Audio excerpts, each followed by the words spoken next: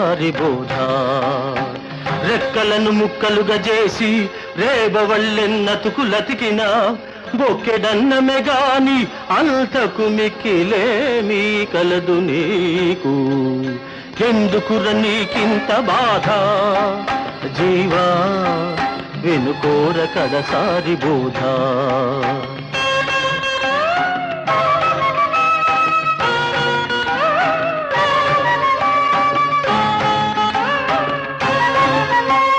కఫవాత పిత్తాలు గతులు తప్పిన నాడు మృత్యుదేవత వచ్చి మెడలు విరిచేనాడు.